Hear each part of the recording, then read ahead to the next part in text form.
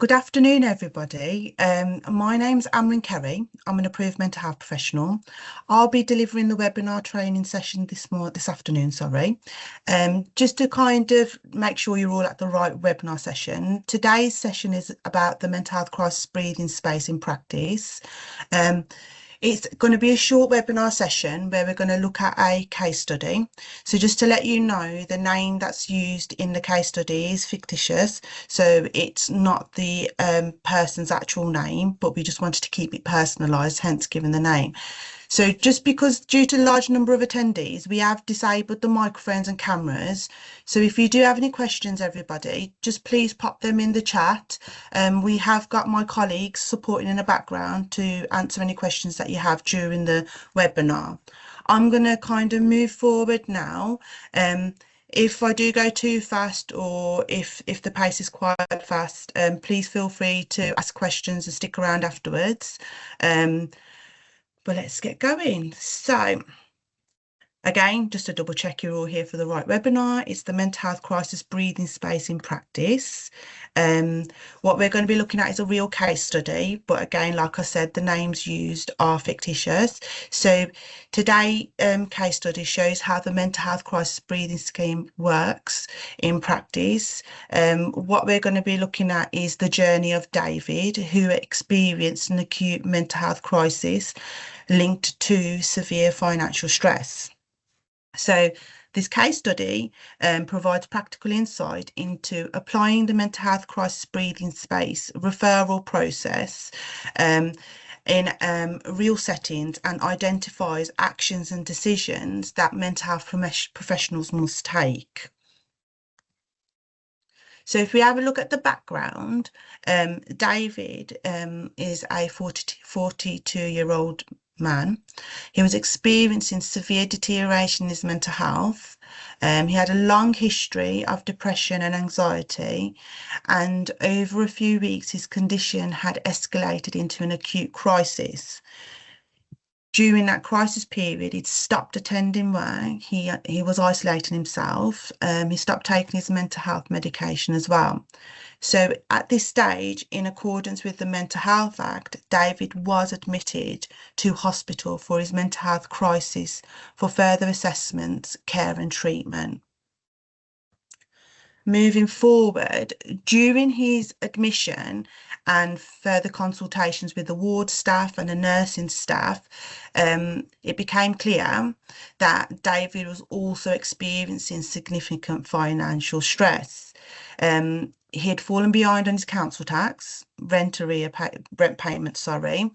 He had multiple unsecured debts, including credit cards and an overdraft. Letters from the creditors were also piling up at his home address, and he described himself as feeling terrified to open them.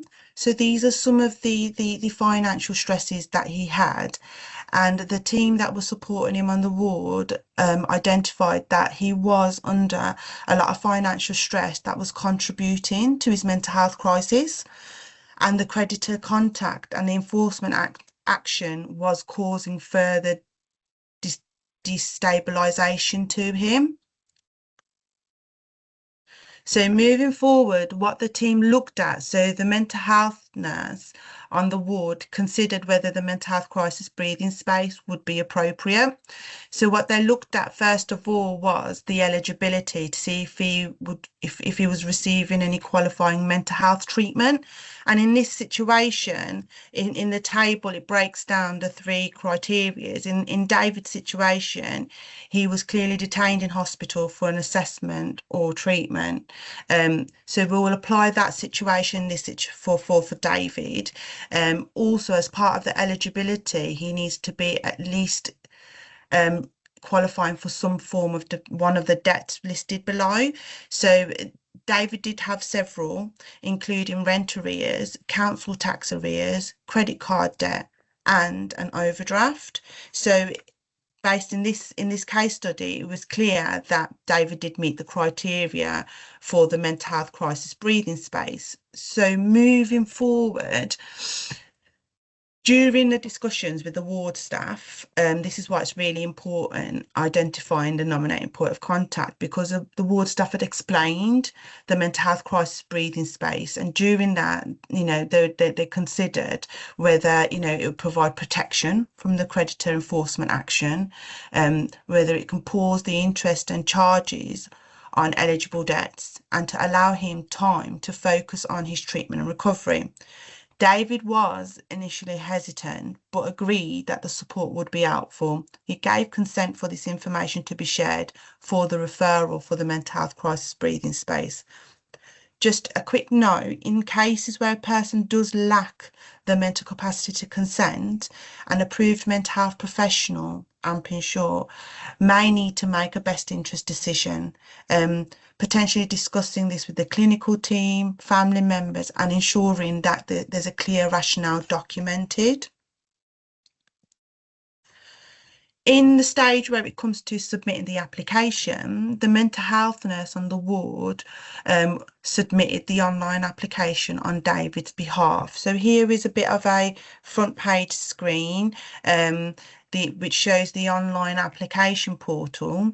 If you want to access that, the email website link is attached on this slide. Just to kind of let you know as well, you will receive the PowerPoint afterwards. So if you are frantically making notes, please ease off. You will get copies of this afterwards. Looking at the nominated point of contact, again, as I mentioned before, it's quite important to make sure that, the nominated point of contact is identified. In this situation, it would be the person who makes the application. This person confirms whether the individual is receiving crisis treatment during the periodic interventional checks, which are completed whilst in David's situation, once he's receiving the mental health crisis breathing space. So the role ideally should be held by a care coordinator, a mental health nurse, or an approved mental health professional. In this situation, it would be one of the mental health nurses on the ward, because they're the ones who are a part of his recovery journey and whilst he's receiving the crisis mental health support. Then it will move forward to the approved mental health professionals. So, although referrals to the scheme can be initiated by several people, only the AMP can confirm that the individual is receiving qualifying crisis treatment. Upon receiving David's mental health crisis breathing space application form, the AMP confirms their name and their details as the authorising AMP, evidence that David is receiving crisis treatment, details of the known debts, such as including the local authority for the council tax arrears, landlord information for the rent arrears. So all that will be covered in a referral. At this stage, the AMP kind of needs to use their consideration stage and just make sure they've got all the correct details and consult with the nominated point of contact just to make sure everything's correct before making a decision. Providing these details also help ensure that the creditors can be identified quickly. So what the scheme provides: once David entered into the mental health crisis breathing space, creditors were not permitted to take enforcement action or for eligible debts. Interest, fees and charges on those debts were paused. David was able to focus on his treatment without ongoing pressure from the creditors as well. So it's really important to remember that the scheme is not a payment holiday. If the person can afford to maintain the ongoing bills, for example, current rent or utilities, they should continue to do so. During the scheme as well, David was also offered optional support from qualified debt advisors who helped him understand the financial situation and begin planning longer term solutions. So that option is also available during the scheme process. In regards to during the support, the mental health crisis breathing space lasts for the duration of the person's mental health crisis treatment. Once we're notified that crisis treatment has ended, the person will also get an additional 30 days cooling off period. So as David recovered and was eventually discharged into community care, the scheme remained active for 30 days after his crisis treatment ended. This will allow him time to engage with the debt advisor and stabilise the situation. So if in David's situation, if he was to experience another mental health crisis in the future, he could be entered into the scheme again with a new application. So the process will have to start all over again. Reflections as the AMP in this particular situation. So from my perspective, the scheme was valuable because it reduced the immediate financial pressure on someone in an acute distress. It's also allowed the care team to focus on his mental health recovery and provided a pathway for specialist debt advice once the crisis was stabilised. However, it has also highlighted some practical considerations from professionals, such as ensuring consent or best interest decisions are clearly documented, in identifying the appropriate nominated point of contact, and ensuring that sufficient debt information to support the application is gathered. Excuse me, just moving that forward. So that's the presentation overall. Now is the stage for any questions and answers. So my colleagues, Raluca and Rebecca, are available. So I'm going to hand it over to them, and I'll be here as well if I can help with any questions. Great, thank you so much, Amrin. So as Amrin said, we do have about 15 minutes or so just to go over some questions and answers that you have regarding the MHCBS. Unfortunately, Raluca and Amir have been tied up in other things and unavailable for the Q&A session on this occasion. But we do have other webinars, normally once a month, and they'll be on hand to answer any further questions. So there's some great questions in the chat. I'll do my best to get through them, and we'll get started with one for Amrin. So we've had one from Lucy, and she's asked, can the MHCBS be applied for someone who is informal?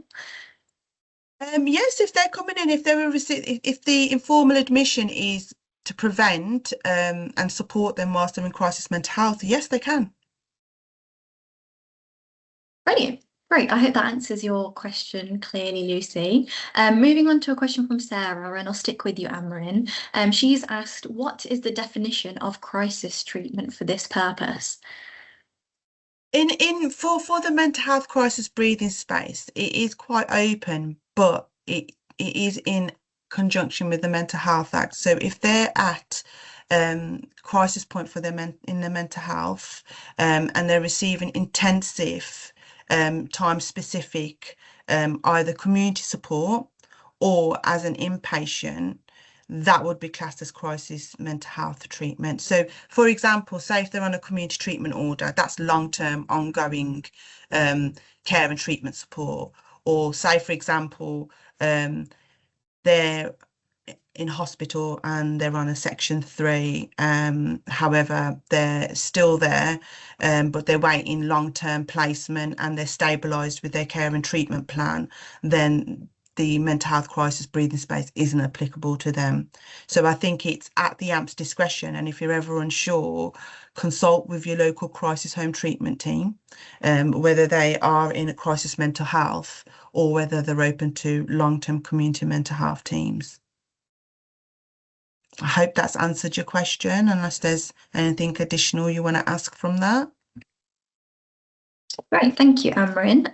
There's a fair few questions rolling in, so I'll move straight on to the next one. Rebecca, this might be a good one for you. Jane has asked, how can we change a nominated point of contact, for example, for someone who's moved from the hospital into a community team? Okay, so the first point is making sure that they are still technically receiving crisis treatment.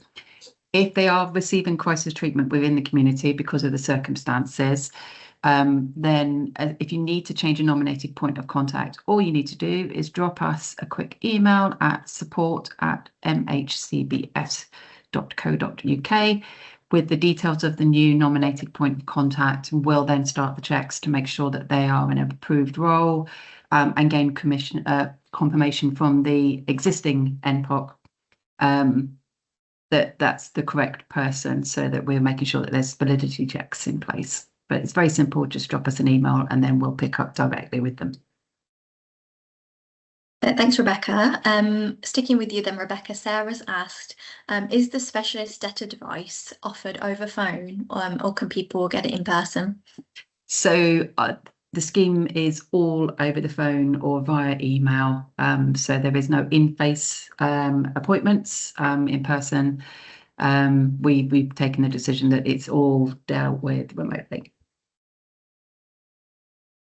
Okay, and there's a bit of a follow-up question actually from Chris about the debt advice, Rebecca. So he's asked, is there a time limit between applications and the support or funding to engage with the debt advice service? Yeah, absolutely. So for underneath the rules of the funding and the scheme, essentially, we need to be notified that the individual wishes to engage in debt advice prior to them finishing their crisis treatment. So they don't have to have the sessions. They can have the sessions during that 30-day call-off period once their treatment has ended. But you do need to notify us and make the request saying that the individual is ready for debt advice, please arrange, prior to the crisis treatment ending underneath the rules and the funding. And to do that, all you need to do is, again, drop us an email through to that support@mhcbs.co.uk email. Perfect. So I've got one for you there, Amrin, from Sean. So he's asked, when completing the online referral form, can you put in an AMP Teams generic email address and details, or does it have to be specific AMP's details? I think for the initial referral stage, I think the actual AMP's details would be very helpful in this situation, just so there's a point of contact where the person is going to go and do the additional checks in the consideration stage and authorising stage. Usually there's always an AMP on duty. So if you contact the AMP, your local authority AMP team, they'll let you know who's the triage AMP or the duty AMP for the day. And then you can use their name and details, obviously pending further conversations with that AMP, and then record it, and then it will go to them. It's quite quick, the process is. So once you've submitted all the details, it will ping out all the emails quite promptly. Okay, brilliant. Thanks, Amrin. Sean, we've actually answered that question in a bit more detail as well in our FAQs sheet. So I'm currently just sending you in the chat the answer in our FAQs sheet as well as the link. So just a little bit of a pause there. If anybody does have any other further questions beyond this meeting as well, we do have the frequently asked questions sheet, which is a really helpful resource. Alternatively, you can always send your questions into support@mhcbs.co.uk, but I just thought I'd get that in now. We do have a question from Wai Ying as well. It's a bit more of a lengthy one, so I hope this makes sense in the way I've written it. But Amrin, Wai Ying has asked, if the person lacks capacity to consent for the application, you mentioned that the AMP might need to have a best interest meeting. Can other professionals do this meeting? As sometimes the care coordinator or the ward has also done a best interest meeting, but do the AMPs need to do it again? Oh, that's a very good question, actually. So if the best interest meeting has been completed by the clinical team as an MDT, yes, further consultations and evidence needs to be provided to the AMP. So the AMP, and then it actually lays with the AMP if they find that information provided suffice. So if they say, no, we still need to have an MDT meeting and I want to be present, it is at the AMP's discretion. So, but usually if the MDT and the clinical team, as I mentioned during my presentation, if they've actually completed the best interest decision and a social worker was present, that can be suffice. Okay, brilliant. Thank you. Rebecca, I've got a question for you from Jane. She's asked, can the nearest relative be a nominated point of contact?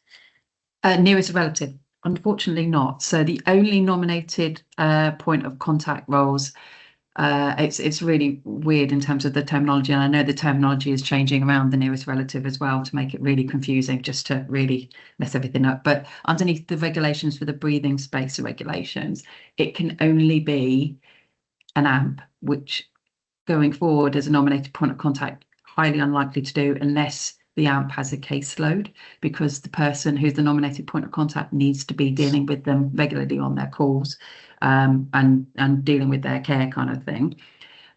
It can be a care coordinator. I appreciate that not every services has a care coordinator. Sometimes they're called something different, but the equivalency is acceptable. Or a mental health nurse. They are the only 3 roles that can hold the responsibility for the nominated point of contact. So as long as you can find somebody who holds one of those roles, they are going to be the person that receives the interval checks. Now, if you don't have ready access to those, or they're not dealing with the person's care every day, they can be an intermediary between the day people who are dealing with that care all the time. But it has to be them that makes the call and responds back via the portal, as to whether or not that person is still receiving that crisis treatment. So it can be a 3-way kind of conversation between the care that is dealing with the everyday care and MPOC, and us letting us know whether or not you are still receiving that qualifying treatment. Perfect. Thank you so much, Rebecca. We've had a question from Eric as well. Apologies for not getting to your question sooner, Eric, because I know you did put it in the Q&A section. Amrin, I think you'd be great to answer this. So Eric's not exactly clear about kind of the AMP's capacity in knowing the precise details of a person's debt. He understands that the AMP would only require evidence of confirming the crisis element, and that being met. So could you perhaps give a little bit more of an insight in terms of the AMP's knowledge of debts at this point of approving an application?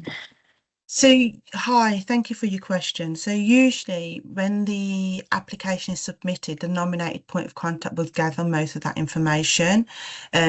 But as the AMP who's authorising the referral, it is the AMP's responsibility to check all that information. So all you pretty much will be doing is getting in touch with the nominated point of contact, just confirming if there's any further information. So you will have to have contact with the nominated point of contact to get that. But no, you don't have to actively go out and seek all that information. It's just checking to make sure that we've got the correct information in the referral before you authorise.